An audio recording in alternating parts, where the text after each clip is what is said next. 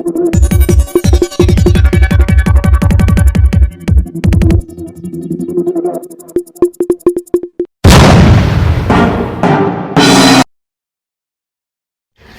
कारणावरून नाशिक जिल्ह्यात गुंडांकडून खून केला जातो. यांना पोलीस प्रशासनाचा जसा धाकच राहिलेला नाही.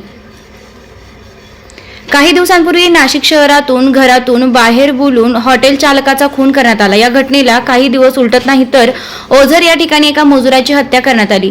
ओझर टाउनशिप मजुरी करणाऱ्या एका तरुणाच्या छातीवर अज्ञात व्यक्तीनं धारदार शस्त्रानं वार करून त्याचा खून केल्याची घटना ओझर येथे घडली आहे. या घटनेमुळे गावामध्ये खळबळ उडाली आहे. सोमवार 9 डिसेंबर रोजी सायंकाळी 6:30 ते रात्री 11 वाजेच्या दरम्यान ओझर येथील जुन्या बस स्टँडवर अज्ञात व्यक्तीनं धारदार हत्यारानं तुषार शिवाजी कडाळे वय 26 सध्या राहणार भेंडाळी तालुका निफाड यांच्या छातीवर वार करून त्याला ठार मारल्याची तक्रार तुषारचा भाऊ गोरख शिवाजी कडाळे यांनी दाखल केली आहे. घटनास्थळी पोलिसांनी पंचनामा करून ओझर पोलिसांनी अज्ञात व्यक्तीविरुद्ध खुनाचा गुन्हा दाखल केलाय. वृत्तसंकलन रफिक सईद.